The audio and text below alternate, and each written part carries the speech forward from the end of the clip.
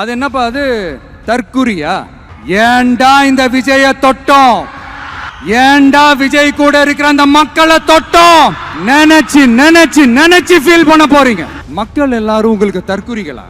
அதே மக்களோட ஓட்டு வாங்க போற நாம தற்குறிகள்னா அப்ப இவ்வளவு நாள் அதே மக்கள் கிட்ட இருந்தானே நீங்க ஓட்டு வாங்கிட்டு இருந்தீங்க. ஒண்ணு மட்டும் சொல்றேன், எழுதி வச்சுக்கோங்க. இந்த தற்குறி தற்குறின்னு சொல்றீங்கல்ல, இந்த தற்குறிகள்லாம் ஒன்னா சேர்ந்துதான் வாழ்நாள் பூரா விடையை கண்டுபிடிக்காத முடியாத அளவுக்கு உங்க அரசியலே ஒரு கேள்விக்குறியாக்க போறாங்க. இவங்கெல்லாம் யாரும் இங்க தற்குறிகள்லாம் கிடையாது. இவங்க எல்லாரும் தமிழ்நாட்டு அரசியலோட ஆச்சரியக்குறி. சும்மா லாஜிக்கே இல்லாம தற்குறி தற்குறின்னு. அப்புறம் என்ன இந்த ஏ டீம் பி டீம் இப்பெல்லாம் பொய் பிரச்சாரம் பண்ணி இந்த படையை வீழ்த்திடலாம்னு மட்டும் கனவுல கூட நினைச்சு பாத்துறாதீங்க.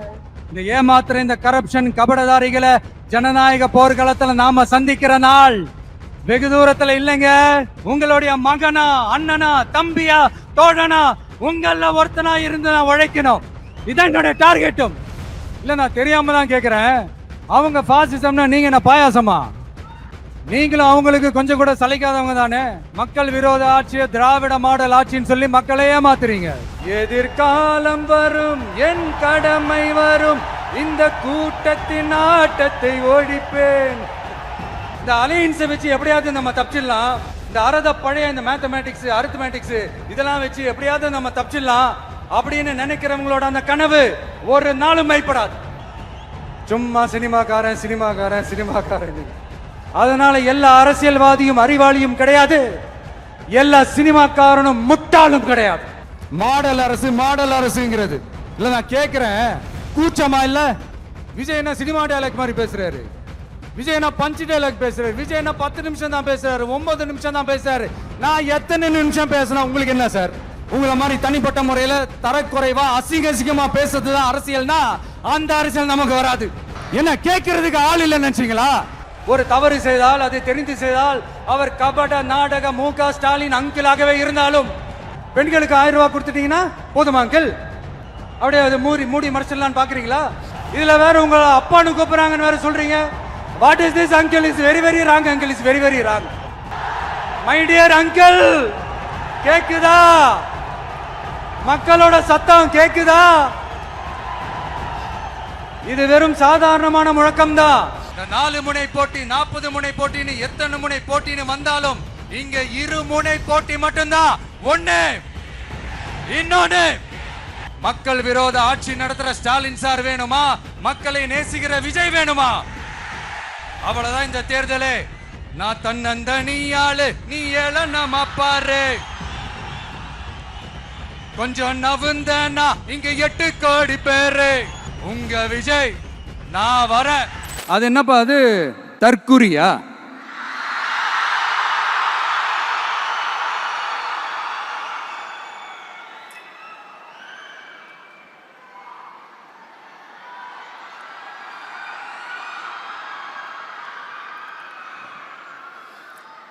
நம்ம டிவிகேக்கு சப்போர்ட் பண்ற கோடிக்கணக்கான லட்சக்கணக்கான மக்கள், நம்மளுடைய நண்பா நண்பிகள், நம்மளுடைய ஜென்சி கிட்ஸ் எல்லாரையும் தற்குறிகள்னு சொல்லி வாங்கி கட்டிக்கிட்டு இப்போ அவங்களாம் தற்குறி எல்லாம் கிடையாது, அப்படியெல்லாம் அவங்கள கூப்பிடாதீங்க. அவங்க சங்கிகள்லாம் கிடையாது, அப்படியெல்லாம் அவங்கள கூப்பிடாதீங்கன்னு சொல்லி ஒரு குரல். யாருடா அந்த குரல் அப்படின்னு பார்த்தா, இப்ப ரீசெண்டா அறிவு திருவிழான்னு ஒண்ணு நடத்தினாங்கல்ல, சாரி அவதூறு திருவிழா. அதுல அவங்க தலைமையே குழப்பற மாதிரி, அறிவு கண்ணை திறந்து வைக்கிற மாதிரி ஒருத்தர் பேசியிருக்கிறார். அவரு யாருன்னா அது அவங்களோட எம்எல்ஏவே. அந்த எம்எல்ஏ யாருன்னா நம்மளுடைய கொள்கை தலைவர்கள் ஒருத்தரான மக்கள் சேவகர் அஞ்சலை அம்மாளோட சொந்தக்காரர். என்னடா இது இப்படி ஆகி போச்சு? டிவிகேக்கு சப்போர்ட் பண்ற மாதிரி நம்ம கட்சியிலேருந்தே ஒரு குரல் வருதுன்னு சொல்லி தலைமையில் ஃபுல்லா கன்ஃபியூஷன். அந்த கன்ஃபியூஷன் இதோட நிக்காது. அந்த ஆதரவு குரல் ஒரு வீடு விடாம, ஒரு இடம் விடாம, எல்லா இடத்துலயும், எல்லா வீட்லயும் இன்னும் பலமா எதிரொலிக்குதான் இல்லையான்னு பாருங்க. சும்மா பிளாஸ்ட் தான்.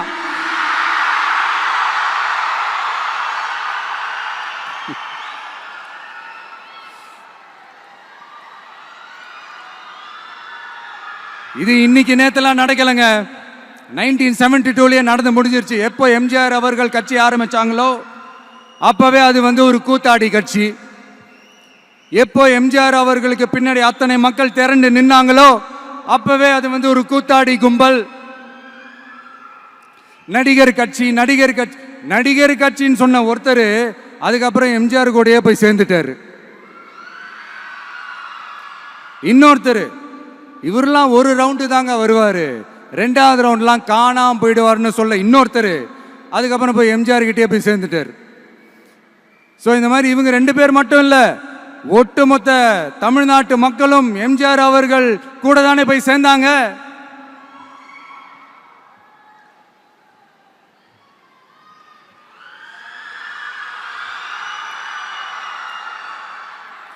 அதனால இது வரலாறு. இந்த வரலாறு நம்மளை விட அவங்களுக்கு இன்னும் நல்லாவே தெரியும். அதனால தான் பார்த்தீங்கன்னா 53 வருஷமா அதே கதறல்கள். கூத்தாடி கூட்டம், நடிகர் கட்சி, நடிகர் கூட்டம், இப்படி. மர்மயோகின்ற ஒரு படத்துல அவருடைய கேரக்டர் பேர் கரிகாலன். அதுல ஒரு சூப்பர் டயலாக் ஒன்று சொல்லியிருப்பாரு. குறி வைத்தால் தவற மாட்டேன், தவறுமானால் குறியே வைக்க மாட்டேன்.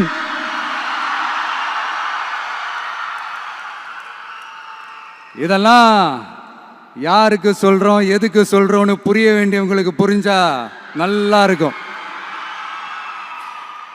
ஏண்டா இந்த விஜய தொட்டோம்?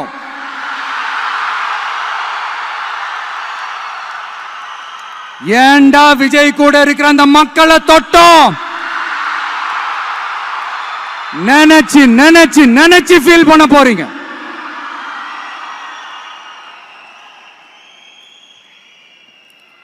அப்புறம் நமக்கு இந்த அரசியல் புரிதல்லாம் இல்லை, அது இல்லை, இது இல்லை. அப்புறம் நான் கேட்குறேன், மக்கள் எல்லாரும் உங்களுக்கு தற்குறிகளா?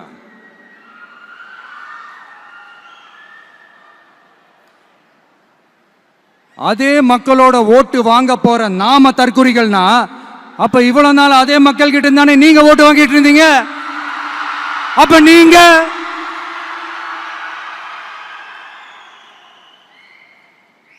அந்த மக்களுக்கு நீங்க காட்டுற மரியாதையும் நன்றியும் இதுதானா? ஒண்ணு மட்டும் சொல்றேன், எழுதி வச்சுக்கோங்க. இந்த தற்குறின்னு சொல்றீங்கல்ல, இந்த தற்குறிகள்லாம் ஒன்னா சேர்ந்துதான் வாழ்நாள் பூரா விடையை கண்டுபிடிக்காத முடியாத அளவுக்கு உங்க அரசியலே ஒரு கேள்விக்குறியாக்க போறாங்க.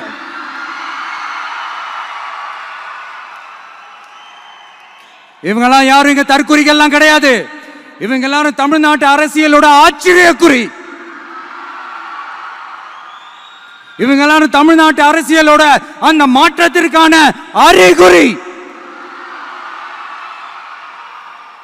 சும்மா லாஜிக்கே இல்லாம தற்குறி.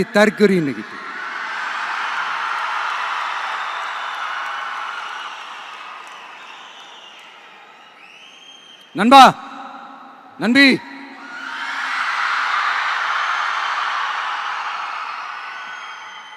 எல்லா மேடையிலும் ரிப்பீட்டடா ஒரு விஷயம் நான் சொல்லுவேன்ல, இப்ப நீங்க சொல்லுங்க. ஒண்ணு, இன்னொன்னு, ரிப்பீட். ஒண்ணு, இன்னொன்னு. இந்த போட்டி எப்படி இருக்க போகுதுன்னா, மக்களோட மக்களா நிக்கிற நமக்காக மக்களே டிசைட் பண்ணி போறாங்க. My dear sir, my dear uncle,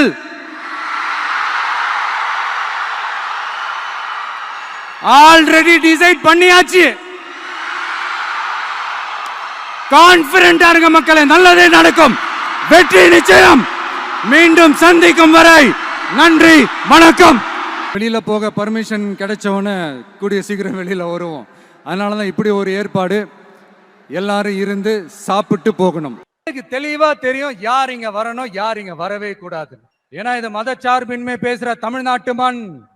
Periyar, அண்ணா, பெருந்தலைவர் காமராஜர், வேலு நாச்சியார், அஞ்சலை அம்மா எல்லாம் பிறந்த மண். இங்க இந்து முஸ்லிம் கிறிஸ்தவர்கள் எல்லாம் அவங்கவுங்க வழிபாட்டு தலங்களையும் வாழ்க்கை முறையிலையும் மட்டும்தான் இருக்கும். ஆனா ஒட்டுமொத்தமா தமிழ்நாடுன்னு வந்துட்டா, ஒற்றுமையை காட்டணும்னு வந்துட்டா ரொம்ப கஷ்டம் ப்ரோ, ரொம்ப ரொம்ப கஷ்டம் ப்ரோ. அதே மாதிரி இப்ப ரீசெண்டா கொஞ்ச நாளைக்கு முன்னாடி பார்த்துருப்பீங்க நம்ம தமிழ்நாட்டில் என்ன நடந்துச்சுன்னு. இங்க சாதி இருக்கும், ஆனா சைலண்டா மட்டும்தான் இருக்கும். சமூக நீதிக்கான அளவுகோலா மட்டுமே தான் அது இருக்கும். அதை வச்சு நம்ம மண்ணை வேற மாதிரி மாத்தணும்னு யார் என்ன ட்ரை பண்ணாலும் அது நம்ம மக்களே அனுமதிக்க மாட்டாங்க. ஏன்னா இந்த மண்ணில் அது பொலிட்டிக்கலா ப்ரூவ் ஆன ஒரு தியரி அண்ட் கான்செப்ட்.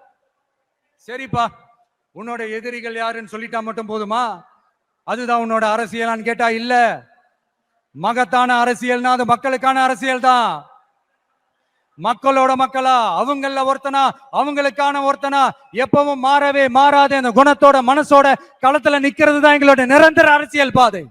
எக்ஸாம் எழுதின உடனே ரிசல்ட் வர்ற மாதிரி நல்ல ரிசல்ட் கொடுக்கிற திட்டங்களை தீட்டணும், அது முறையை அமல்படுத்தணும், அது போய் மக்கள் கிட்ட போய் சேரணும். போய் சேர்ந்துச்சான்னு பார்த்துக்கிட்டே இருக்கணும். சோறு சாப்பிட்டாதாங்க பசியாரும், சோறுன்ற வார்த்தையை சொல்றதெல்லாம் பசியாராது. மக்களுக்காக நம்ம கொண்டு வர பிளான்ஸ் எல்லாம் பிராக்டிகலா ஒர்க் அவுட் ஆகிற பிளான்ஸா இருக்கணும். சும்மா இந்த உதார் ஓடுற பிளான்ஸ் எல்லாம் இருக்கவே கூடாது. இந்த மீன் பிடிச்சு கொடுக்க கூடாது, அது தப்பு. மீன் பிடிக்க கத்து கொடுக்கணும், அதுதான் சரி. அப்படி இப்படின்ட்டு சில பேர் சொல்லிக்கிட்டு சுத்துவாங்க. ஆனா நாங்களாம் அப்படி இல்லைங்க, கான்செப்டே வேற, பக்கா பிராக்டிக்கல் தாங்க. முடிஞ்சவங்க மீன் பிடிக்க கத்துக்கிட்டு வாழட்டும், முடியாதவங்களுக்கு நாம மீன் பிடிச்சு கொடுத்து அவங்கள வாழ வைப்போம். எங்களை பொறுத்த வரைக்கும் மக்களுக்கு நல்லதுன்னா எதுவுமே தப்பு இல்லை. Ends justify the means.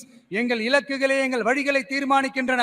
பில்டிங்கும் strong, பேஸ்மெண்ட்டும் strong என்ற பொலிட்டிக்கல் கிளாரிட்டி தான், அரசியல் தெளிவு தான் எங்களுடைய நிர்வாக செயல்முறையா இருக்கும். எங்களோட இந்த அரசியல் கொள்கை நிலைப்பாடு எல்லாமே யதார்த்தமானதா இருக்கணும். இந்த ஆல்டர்னேட் பாலிடிக்ஸ், ஆல்டர்னேட் ஃபோர்ஸ், மாற்று அரசியல், மாற்று சக்தி, இந்த மாதிரி ஏமாத்துற வேலையெல்லாம் நாம எப்போ செய்ய போறதே இல்லை. இங்க ஏற்கனவே இருக்கிற அரசியல் கட்சிகள்ல 10ஓட 11 இன்னும் ஒரு மாற்று சக்தின்னு சொல்லிக்கிட்டு இந்த எக்ஸ்ட்ரா லக்கேஜாலாம் நான் இங்க வரல ப்ரோ. நம்ம நாட்டுக்கு கேடி செய்யற இன்னும் எக்ஸ்ட்ரா வேலையெல்லாம் ஈஸியா செஞ்சுக்கிட்டு மக்கள் மத்தியில தங்களை மாபெரும் சக்திகளா நினைச்சுக்கிட்டு இருக்கிற மிகப்பெரிய ஏமாற்று சக்திகளோட பிடியிலிருந்து தமிழ்நாட்டை முழுமையா மாத்திர ஒரு முதன்மை சக்தியா இருந்து உங்களுடைய மகனா, அண்ணனா, தம்பியா, தோழனா, உங்கள ஒருத்தனா இருந்து நான் உழைக்கணும். இதான் என்னோட டார்கெட்டும். எதையும் தெளிவா யோசிச்சு, திஸ் பொலிட்டிக்கல் டீசன்சி, பொலிட்டிக்கல் டெக்காரம், இதெல்லாம் மெயின்டைன் பண்ணி தான் ஒவ்வொரு அடியும் எடுத்து வைப்பேன். ஒரு முடிவோட தான் வந்திருக்கேன். இனிமே நோ லுக்கிங் பேக். அதனால இந்த மீடியா ட்ரோலு, இந்த சோசியல் மீடியா ட்ரோலு, ஆபாசம், அல்லு சில்லு, இதெல்லாம் வச்சு இந்த அவதூறு பரப்புறது, என்ன இந்த பயாஸ்கோப்லாம் காட்டுறது, அப்புறம் என்ன இந்த ஏ டீம் பி டீம் இப்படிலாம் பொய் பிரச்சாரம் பண்ணி இந்த படையை வீழ்த்திடலாம்னு மட்டும் கனவுல கூட நினைச்சு பாத்துறாதீங்க. இங்க நீங்க பாக்குற இவங்க மட்டும்தான் நம்மளுடைய சொந்த பந்தம்னு நினைச்சிடாதீங்க. இங்க நீங்க பாக்குற இவங்க மட்டும்தான் நம்மளுடைய தோழர்கள்னு ஒரு முடிவுக்கு வந்துடாதீங்க. நம்மளுடைய சொந்தம், உறவு, நட்பு இன்னும் இருக்காங்க. இங்க வர முடியாம தமிழ்நாட்டுல இருக்கிற, அக்கம் பக்கம் ஸ்டேட்ல இருக்கிற, உலகம் பூரா இருக்கிற கோடிக்கணக்கானவங்க நமக்காக ஒரு குடும்பமா சேர்ந்து ஒரு முடிவோட வெயிட் பண்ணிட்டு இருக்காங்க. எஸ், இவங்க எல்லாருமா சேர்ந்ததுதான் நம்மளோட வகையரா. இங்க யாராச்சும் வந்துட மாட்டாங்களா, ஏதாச்சும் நல்லது செஞ்சிட மாட்டாங்களா அப்படின்னு ஒவ்வொரு நாளும் நம்மளுடைய தமிழ்நாட்டை பத்தி, அதோட வளர்ச்சியை பத்தி ஒரு ஏக்கத்தோட இருக்கிற நம்மள, நம்ம மக்களை, இந்த ஏமாத்துற இந்த கரப்ஷன் கபடதாரிகளை ஜனநாயக போர்க்களத்துல நாம சந்திக்கிற நாள் வெகு தூரத்துல இல்லைங்க. இப்போ இப்படின்றதுக்குள்ள வந்துடும். 2026 எலெக்ஷன் கமிஷன் அப்படி ஒரு போருக்கான ஒரு நாளை குறிக்கும்ல. அன்னைக்கு, அந்த நாள்ல, அந்த தேதியில ஒட்டுமொத்த மக்களும் தங்களோட ஒத்த விரல்ல தமிழ்நாட்டில் இருக்கிற 234 தொகுதியிலையும் TVK சின்னத்துக்காக அவங்க அழுத்த போற ஒவ்வொரு பட்டன்ல இருந்து விடுற ஒவ்வொரு ஓட்டும் அணுகுண்டா மாறும். பாருங்க, நடக்கும், பாருங்க, நடக்கும். இங்க ஒரு கூட்டம் கொஞ்ச காலமா ஒரே பாட்டை பாடிக்கிட்டு, அதாவது யார் அரசியலுக்கு வந்தாலும் ஒரு குறிப்பிட்ட கலர் அவங்க மேல பூசிட்டு, இந்த பூச்சாண்டி காட்டிக்கிட்டு இந்த மக்களை ஏமாத்திக்கிட்டு. ஆனா இவங்க மட்டும் இந்த அண்டர் கிரவுண்ட் டீலிங்லாம் போட்டுக்கிட்டு, இந்த தேர்தல் நேரத்தில் இந்த அறிக்கை சவுண்ட் எல்லாம் விட்டுக்கிட்டு, இவங்களுக்கு எப்ப பார்த்தாலும் இந்த பாசிசம் பாசிசம் பாசிசம் அவ்வளவுதான். ஒற்றுமையா இருக்கிற நம்ம மக்கள் மத்தியில இந்த சிறுபான்மை பெரும்பான்மைன்னு ஒரு பிரிவினை பயத்தை காட்டி ஒரு ஃபுல் டைம் சீனை போடுறதே ஒரு வேலையா போச்சு. இல்ல நான் தெரியாம தான் கேட்கிறேன், அவங்க பாசிசம்னா நீங்க என்ன பாயாசமா? நீங்களும் அவங்களுக்கு கொஞ்சம் கூட சளைக்காதவங்க தானே. மக்கள் விரோத ஆட்சியை திராவிட மாடல் ஆட்சின்னு சொல்லி மக்களை ஏமாத்துறீங்க. அதனால இனிமே உங்களை எதிர்க்கிறவங்களுக்கு இந்த கலரை பூசுறது அந்த கலரை பூசுறதுன்னு என்னதான் நீங்க அந்த மோடி மஸ்தான் வேலையை செஞ்சாலும் ஒண்ணு நடக்க போறது. நாங்க இப்பவும் சொல்றோம், எங்களுடைய இந்த டிவி கேட்கலாம் நாங்க டிசைட் பண்ணிருக்கிற இந்த கலரை தவிர வேற யாரும் எந்த கலரும் அடிக்கவே முடியாது. ஏன்னா எங்க கோட்பாடே பிறப்பால் அனைவரும் சமம் அப்படிங்கிறது. இது யாருக்கு நேர் எதிரான கோட்பாடு நான் சொல்லியாங்க உங்களுக்கு தெரியணும். அதனால நம்ம தலைமையில நாம் அமைக்க போற இந்த உண்மையான மக்களாட்சிக்கான அச்சாரமாக மாபெரும் மக்கள் சக்தியே அணி அணியாக நம்மளோட திரண்டு நிக்கிறப்போ இந்த அடிமை கூட்டணியில சேர வேண்டிய அவசியம் நமக்கு இதுக்கு. நம்மளுடைய இந்த கூட்டணி சுயமிழந்த கூட்டணியெல்லாம் இருக்காது, சுய மரியாதை கூட்டணியா தான் இருக்கும். இந்த ஒரு பக்கம் RSS கிட்ட அடிபணிஞ்சுக்கிட்டு, இன்னொரு பக்கம் மதச்சார்பற்ற கூட்டணின்னு இந்த மக்களை ஏமாத்துற கூட்டணியெல்லாம் நம்ம கூட்டணி இருக்காது.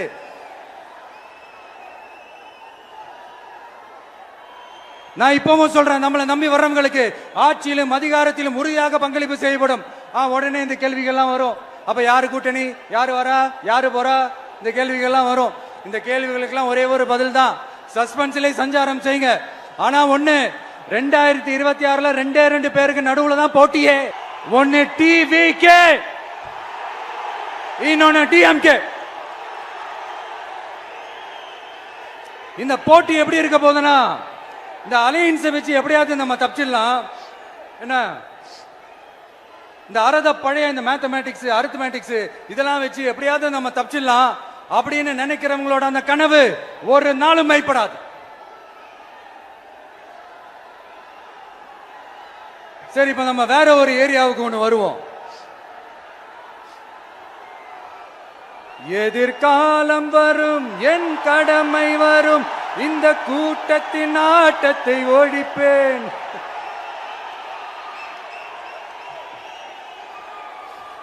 மக்கள் அரசியல் என்ற அந்த சவுக்க கையில் எடுக்கலாமா? யாருக்கு எதிரான தானே கேட்கிறீங்க? வேற யாரு? மறைமுக உறவுக்காரர்களான பாசிச பாஜகவும் பாய்சன் திமுகவும் தான்.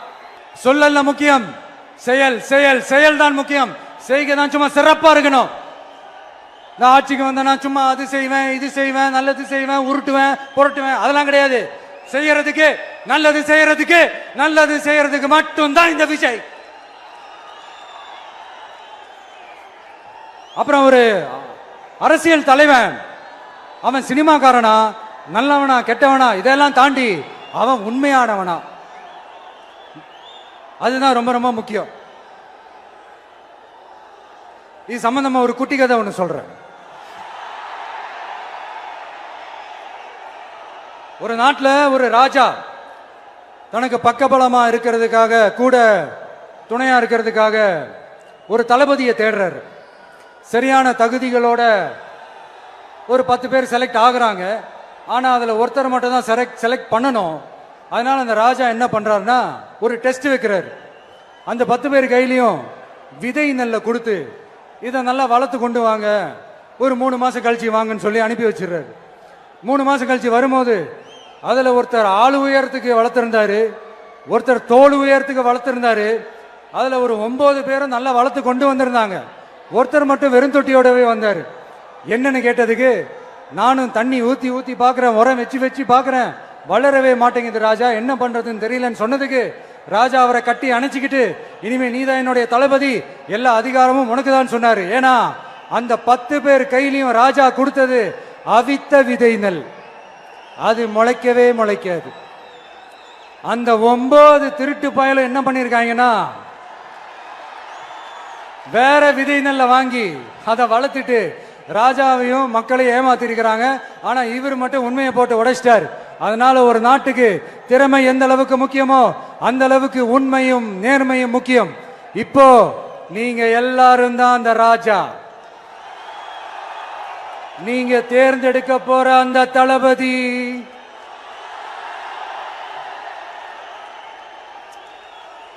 சும்மா சினிமாக்காரன் சினிமாக்காரன் சினிமாக்காரன்.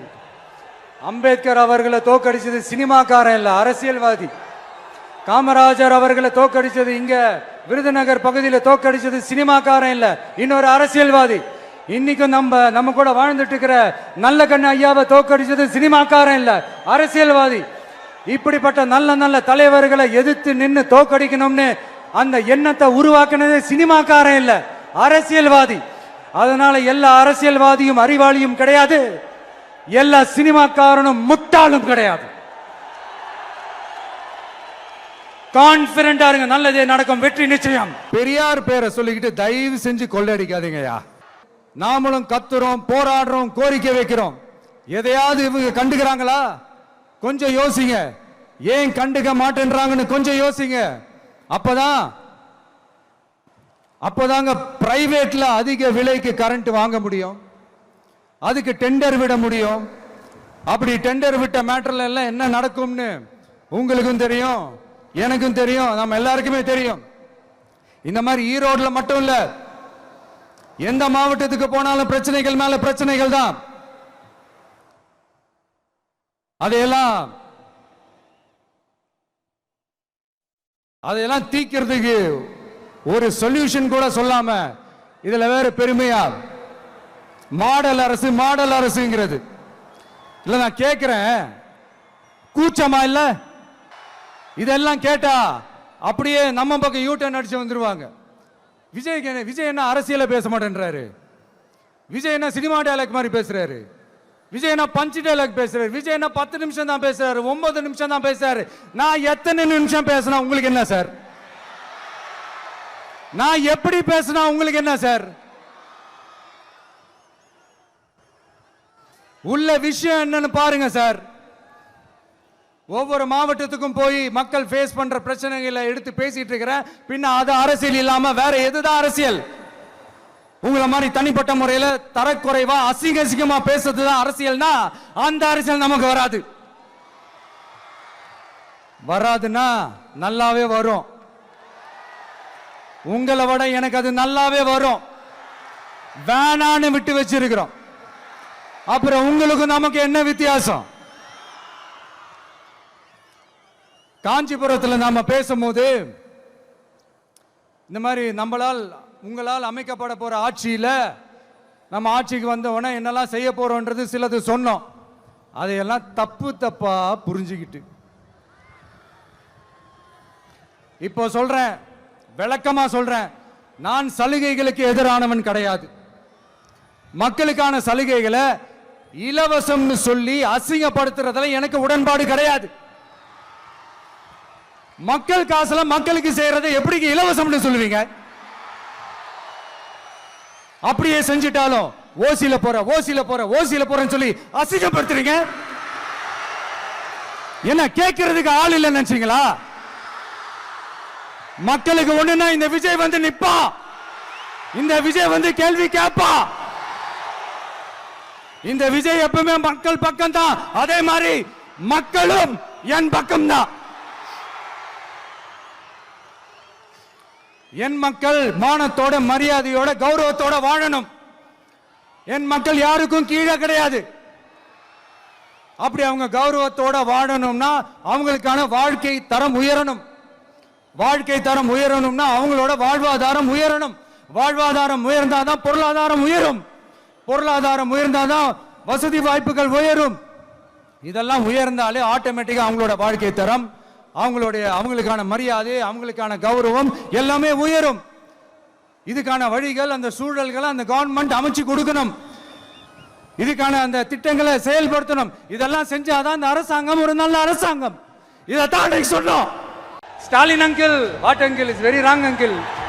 எதிர்கட்சியா இருந்தா போங்க மோடின்னு பலூன் விடுறது, ஆளுங்கட்சியா இருந்தா வாங்க மோடின்னு கொடை பிடிச்சுக்கிட்டு கும்பிடு போடுறது. இது மட்டுமா? ஒரு ரைடுன்னு ஒன்று வந்துட்டா போதும், இது வரைக்கும் போகவே போகாத ஒரு மீட்டிங், அதை காரணம் காட்டி டெல்லிக்கு போறது, அங்க ஒரு சீக்ரெட் மீட்டிங் நடத்துறது. நல்லா நோட் பண்ணணும் மக்களே, அந்த மீட்டிங் அப்புறம் இந்த இஷ்யூ அப்படியே காணாம போயிருக்குமே. அதேதான் Stalin uncle, what uncle is very wrong uncle.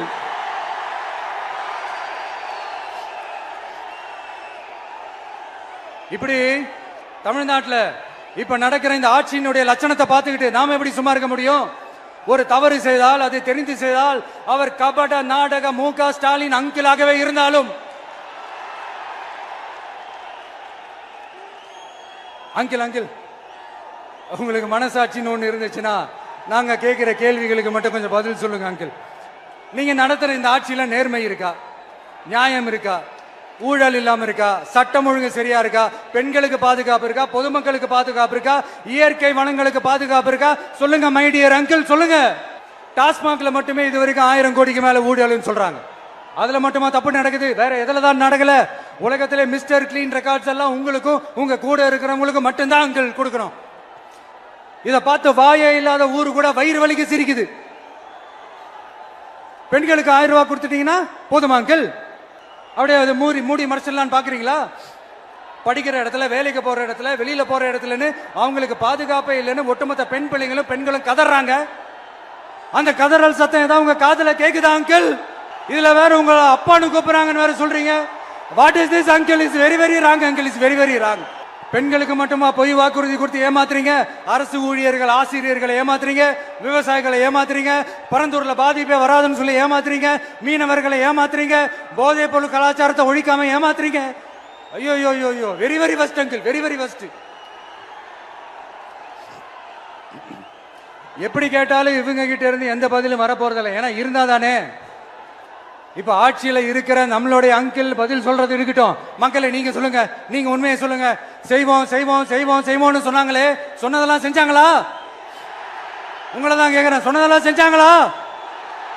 சத்தமா சத்தமா மை டியர் அங்கிள், கேக்குதா?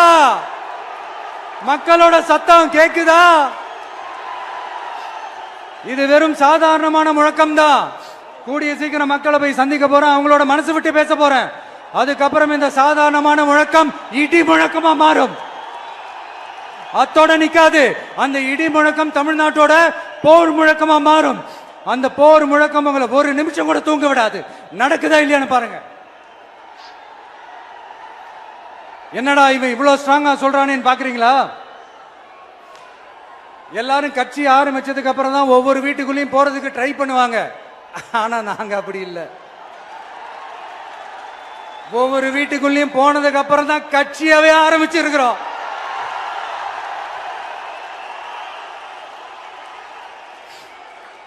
அதனால ஒட்டுமொத்தமா எல்லாருமா சேர்ந்து இந்த திமுக ஆட்சிய, கபட நாடக திமுக ஆட்சிய 2026 தேர்தலில் வீட்டுக்கு அனுப்புறோம். வீட்டுக்கு அனுப்புறோம். என்ன நண்பா, சரிதானே? என்ன நம்பி செய்வீர்கள் தானே? அனைவருக்கும் என்னுடைய வணக்கம். எல்லாரும் எப்படி இருக்கிறீங்க? காலையில் எல்லாரும் சாப்பிட்டீங்களா? ரொம்ப நேரமா வெயிட் பண்றீங்க போல. இந்த சீக்கிரம் முடிச்சிடுறேன். கேஸ் பிரச்சனையெல்லாம் எப்படி இருக்கு? சரியாயிடுச்சா? சால்வ் ஆயிடுச்சா? கேஸ்லாம் புக் பண்ணீங்கன்னா புக் ஆகுதா? இந்த கேஸ் பிரச்சனையினால எவ்வளவு பிரச்சனைகள், எவ்வளவு டீ கடைகள் மூடிட்டாங்க, எவ்வளவு ஹோட்டல்ஸ் மூடிட்டாங்க. இதனால எவ்வளவு கஷ்டங்கள், எவ்வளவு நஷ்டங்கள். அவங்களாச்சும் கொஞ்சம் உஷாரா இருந்திருந்தாங்கன்னா இந்த கேஸ் தட்டுப்பாடை கொஞ்சம் கண்ட்ரோல் பண்ணியிருக்கலாம். இவங்களாச்சும் கொஞ்சம் முன்னெச்சரிக்கையா இருந்திருந்தா அட்லீஸ்ட் நம்ம ஊர்லயாச்சும் இந்த கேஸ் தட்டுப்பாடை கொஞ்சம் கண்ட்ரோல் பண்ணியிருக்கலாம். இவங்க 2 பேரும் தான் இதுக்கு காரணம். ஆனா நம்ம ஸ்டாலின் சாரை கேட்டீங்கன்னா நமக்கு அதுக்கும் சம்பந்தமே இல்லையே அப்படின்பாரு. ஆனா அவர் வீட்டில் ஏதாவது ஒரு ரைடுனா, அவர் வீட்டில் ஏதாவது ஒரு பிரச்சனைனா டெல்லிக்கு பறந்து போயிட்டு வருவாரு. இந்த கேஸ் சிலிண்டர் பிரச்சனைக்கு கொஞ்சம் டெல்லிக்கு பறந்து போயிட்டு வரலாம்ல. கொஞ்சம் பிரயோஜனமாச்சு இருக்கும்ல. கேஸ் சிலிண்டருக்கு மானியமா 100 ரூபாய் தருவேன்னு சொன்னீங்களே, என்ன ஆச்சு? கரும்புக்கு ஆதார விலையா 4000 ரூபாய் தருவேன்னு சொன்னீங்களே, என்ன ஆச்சு? இந்த ரேஷன்ல சர்க்கரை 1 கிலோ எக்ஸ்ட்ரா தருவேன்னு சொன்னீங்களே, என்னாச்சு? ரேஷன்ல உளுந்தம்பருப்பு கொடுப்பேன்னு சொன்னீங்களே, என்னாச்சு? நானும் இது எத்தனை வாட்டி ரிப்பீட் பண்றதுன்னு எனக்கு தெரியல. நீட்டை ரத்து செய்வோம்னு சொன்னீங்களே, என்னாச்சு? சோ எதெல்லாம் அவரால் செய்ய முடியாதோ அதையெல்லாம் பொய் வாக்குறுதிகளா கொடுத்து ஏமாத்துறது தான் இவருடைய வேலையே. இப்ப அடுத்த செட் ஆஃப் இந்த பொய் வாக்குறுதிகளை ரெடி பண்ணிட்டாரு. அதனால அவரை மாதிரி நாங்க பொய் வாக்குறுதிகள்லாம் கொடுக்க மாட்டோம். மக்களுடைய தேவைகள் என்னன்னு சரியா புரிஞ்சுக்கிட்டு அதுக்கு ஏத்த மாதிரி தான் நாம செயல்படுவோம். 6 சிலிண்டர்கள் தாய்மார்களுக்கு கட்டணம் இல்லாம அன்னபூர்ணி சூப்பர் 6 திட்டம் சொன்ன மாதிரியே நிறைவேற்றுவோம். கல்யாணம் ஆகி போற நம்ம தங்கைகளுக்கு 1 பவுன் தங்கமும் பட்டு சேலையும் சொன்ன மாதிரியே கொடுப்போம். 60 வயசு வரைக்கும் இருக்கிற குடும்ப தலைவிகளுக்கு மாதந்தோறும் 2500 சொன்ன மாதிரியே கொடுப்போம். என்னுடைய அம்மா, அக்கா, தங்கைகள் எல்லாருமே தமிழ்நாட்டில் எந்த மூலையிலிருந்து எங்க வேணாலும், தமிழ்நாட்டுக்குள்ள எந்த பஸ்ல வேணாலும் ஃப்ரீயா சொன்ன மாதிரியே ஃப்ரீயா போகலாம். கல்வி, ரேஷன், மருத்துவம், குடிநீர், சாலை வசதி, பஸ் போக்குவரத்து, இந்த மாதிரி அடிப்படை விஷயங்கள்ல தான் எங்களுடைய முதல் கவனம் இருக்கும். நான் ஏற்கனவே சொன்னது மாதிரி நிறைய கவர்மெண்ட் ஸ்கூல்ல இந்த டாய்லெட் வசதிகள்லாம் சரியா இல்லை, அதை சரிப்படுத்தணும்னு சொன்னோம். உடனே இதெல்லாம் ஒரு பெரிய விஷயமா அப்படின்ட்டு சில அறிவாளிங்க கேட்டாங்க. அந்த அடிப்படை வசதிகள் இல்லாததுனால தான் ஒரு 12th ஸ்டாண்டர்ட் படிக்கிற பொண்ணு ஒரு அவசரத்துக்கு ஒரு காட்டு பக்கம் ஒதுங்கினாங்க. என்னாச்சு? இந்த உலகத்தை விட்டே போயிட்டாங்க. அதுக்கு என்ன காரணம்? இந்த மாதிரி அடிப்படை வசதிகள் இல்லாததான் காரணம். அதனால என்னுடைய தாய்மார்களே, உங்களுக்கு பாதுகாப்பு இல்லாத இந்த அடிப்படை வசதிகள் கூட செஞ்சு கொடுக்காத இந்த தீய சக்தி திமுக அரசை என்ன பண்ணலாம்? தூக்கி வீசி அறிவோமா? எதுக்கு இப்ப அங்க இங்க சுத்திக்கிட்டு நம்ம ஊருக்கே வருவோம், நம்ம திருச்சிக்கே வருவோம். இங்க ஒரு மந்திரி இருக்கிறாரு, நகராட்சி துறையில வேலை வாங்கி தரதா சொல்லி கோடிக்கணக்கான பணத்தை லஞ்சமா வாங்கிக்கிட்டு தகுதியானவங்களுக்கு எல்லாம் வேலை வாய்ப்பு கிடைக்காத அளவுக்கு பண்ணிருக்கிறாரு. இதெல்லாம் எவ்வளவு பெரிய ஒரு ஏமாத்து வேலை.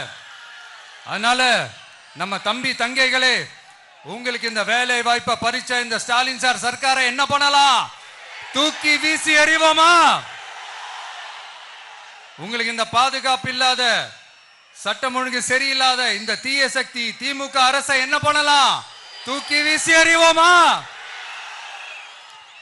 நகராட்சி துறையில மட்டுமே 1000 கோடிக்கு மேல ஊழல்னா அப்ப மற்ற துறையில எல்லாம் கொஞ்சம் கணக்கு போட்டு பாருங்க, தலையெல்லாம் சுத்தி போயிடும்.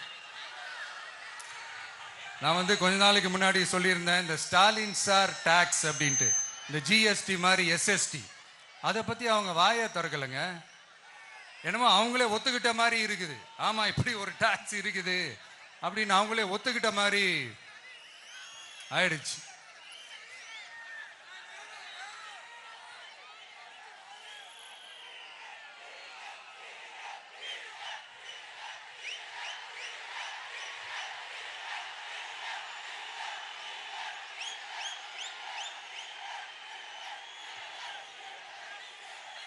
இந்த கல்லூரி பேராசிரியர்கள், கல்லூரி உதவி பேராசிரியர்களுக்கு அந்த போஸ்டிங்க்கு 2000 பேருக்கு மேல அந்த வேலை கொடுப்போம்னு சொன்னாங்க. கடைசியில் எத்தனை பேருக்கு கொடுத்தாங்க தெரியுமா? வெறும் 5 பேருக்கு. 2000 எங்க, இந்த 5 எங்க? அதனால இதெல்லாம் வெறும் அறிவிப்புகள் மட்டும்தான். இது மாதிரி லட்சக்கணக்கான காலி பணியிடங்களை நிரப்புவோம்னு சொன்னாங்க. அதுவும் என்ன ஆச்சுன்னு தெரியல. இதெல்லாம் வெறும் அறிவிப்புகள் மட்டும்தான். இதனால ஒரு யூஸுமே கிடையாது. யூஸ்லெஸ் கவர்மெண்ட் இது. அது மாதிரி 100% ஒரு நியாயமான ஒரு ஆட்சியை நாம கொடுப்போம்ங்க. 100% நீங்க இந்த விஜய நம்பலாமுங்க. நீங்க நம்புறீங்கன்னு எனக்கு தெரியும். அதனாலதான் என்னுடைய சொந்த பந்தங்களாகிய உங்ககிட்ட எனக்கு அந்த உரிமை இருக்கு. எனக்கு ஒரு வாய்ப்பு கொடுங்க, எனக்கு ஒரு சான்ஸ் கொடுங்கன்னு உங்ககிட்ட கேட்காம வேற யாருக்கிட்ட நான் கேட்பேன்? அதனால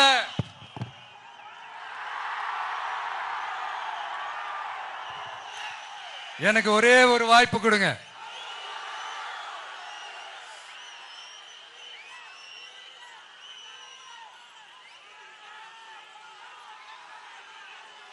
இருந்தாலும் ரொம்ப முக்கியமா ஒண்ணு நீங்க ஆழமா மனசுல வச்சுக்கணும்.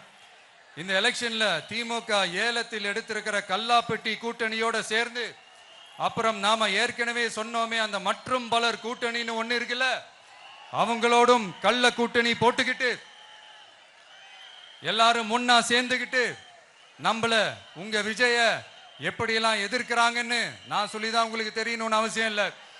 இந்த கரூர் நிகழ்ச்சி சூழ்ச்சின்னு பலர் சொல்றது மாதிரி நம்ம கடைசி படமான ஜனநாயகன், அதான் நம்ம மனசுக்கு நெருக்கமான உங்க எல்லாரோடும் நமக்கு இருக்கிற பூர்வ ஜென்ம பந்தத்தை இன்னமும் எங்க இறுக்கமா மாத்திடுமோன்னு, எங்க அது இந்த தேர்தலில் நமக்கு மிகப்பெரிய ஆயுதமா மாறிடுமோன்னு ஒரு கூட்டு சூழ்ச்சி, அதோட இன்னும் பல பல சூழ்ச்சிகள். அதனால உங்க மகன், உங்க அண்ணன், உங்க தம்பி, உங்க விஜய் கேட்கிறேன், உங்களுக்காக நீதி கேட்க வந்த எனக்கும் சேர்த்துதான் நீதி வேண்டும். அவங்க கொள்ளையடிக்க இதுவரைக்கும் எப்படி உங்களை ஏமாத்திட்டு இருக்காங்க தெரியுமா? இந்த காங்கிரஸ்ல இருக்கிற சிலரை கையில பணப்பையில போட்டுக்கிட்டு சிறுபான்மை மக்களை ஏமாத்த ஒரு நேரடி பாதி கதர் கூட்டணி, அப்புறம் இந்த மற்றும் பலர் கூட்டணின்னு ஒண்ணு இருக்குல்ல, அதோட டெல்லி ஓனரோட ஒரு கொள்ளைப்புற கள்ள கூட்டணி, அதாவது பாதி காவி கூட்டணி, கொள்கைன்னு ஏமாத்துறாங்க.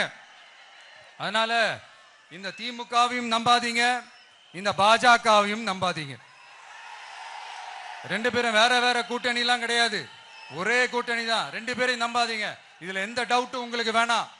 நீங்க திமுகவுக்கு ஓட்டு போட்டாலும் சரி, அந்த மற்றும் பலருக்கு நீங்க ஓட்டு போட்டாலும் சரி, நீங்க யாருக்கு ஓட்டு போடுறதுக்கு சமம்னு நீங்களே புரிஞ்சுக்கோங்க. அதனால இந்த வரப்போற தேர்தலில் டிவிகேக்கு உங்க சப்போர்ட்டை கொடுங்க. இன்னும் பல வருஷத்துக்கு தமிழ்நாடு சூப்பரா இருக்கும். அப்புறம் நான் ஒரு விஷயத்தை திருப்பி ரிப்பீட் பண்றேன்னு சொல்லி யாரும் தவறா எடுத்துக்க வேணாம். ஏன்னா அது என்னுடைய கடமை. ஒவ்வொரு ஊருக்கும் போய் அதை நான் ரிப்பீட் பண்ண சொல்லியே ஆகணும். ஏப்ரல் 23ஆம் தேதி சும்மா காலங்காத்தால பக்காவா ரெடி ஆயிட்டு ஓட்டர் ஐடி கார்டை கையில எடுத்துக்கிட்டு முதல்ல பூத்துல போய் நின்னு அந்த விசில் சின்னத்துக்கு நேரா இருக்கிற அந்த பட்டனை ஒரு அழுத்துங்க. உங்க வீட்டுல இருக்கிற ஒவ்வொருத்தரையும் அழைச்சிட்டு போங்க. சப்போஸ் வெளியூர்ல இருந்து இங்க திருச்சியில இருக்கீங்கன்னா, என்னடா ஊருக்கு போய் ஓட்டு போடணுமேன்ட்டு அசால்ட்டா விட்டுறாதீங்க. இப்பவே அட்வான்ஸ் அவங்களுடைய டிக்கெட்டை புக் பண்ணுங்க. இது ஒரு தலைமுறைக்கான ஒரு தேர்தல், உங்களுக்கான தேர்தல்.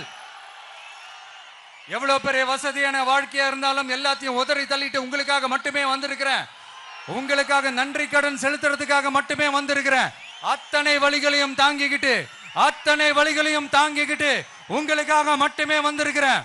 ஒரு நாளும் பொய் சொல்லி உங்களை நான் ஏமாத்த மாட்டேன். இந்த 4 முனை போட்டி, 40 முனை போட்டின்னு எத்தனை முனை போட்டின்னு வந்தாலும் இங்க 2 முனை போட்டி மட்டும்தான். ஒன்னு டிவிகே, இன்னொன்னு டிஎம்கே. மக்கள் விரோத ஆட்சி நடத்துற ஸ்டாலின் சார் வேணுமா? மக்களை நேசிக்கிற விஜய் வேணுமா? அவ்வளவுதான் இந்த தேர்தலே. அதனால உங்க விஜய்க்கு, உங்க அண்ணனுக்கு, உங்க தம்பிக்கு, உங்க பிள்ளைக்கு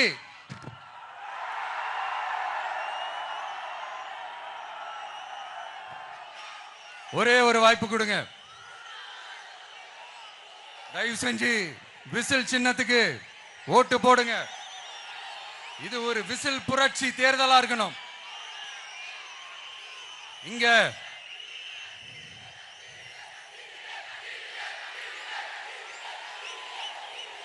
தேங்க்யூ தேங்க்யூ தேங்க்யூ தேங்க்யூ.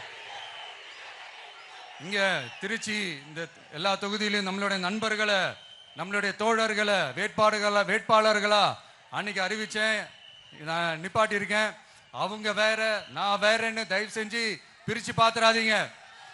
அவங்க எல்லாரையும் வெற்றி பெற செய்யணும்னு உங்க எல்லாரையும் தாழ்மையுடன் நான் கேட்டுக்கிறேன். நான் தன்னந்தனியாளு நீ ஏளனமா பாரு, கொஞ்சம் நவுந்தனா இங்க 8 கோடி பேரு, மிரல போது ஸ்டேட்டு எங்க விசிலு சத்தம் கேட்டு, நல்லவங்க வாழ நீ விசிலு கடி ஓட்ட, கடைசி நம்பிக்கை மக்களை தேடி வருது, அதை இறுக்கி புடிச்சு ஒரு வரலாறு எழுது. உங்க விஜய் நான் வர, விசில் அடிக்க ரெடியா?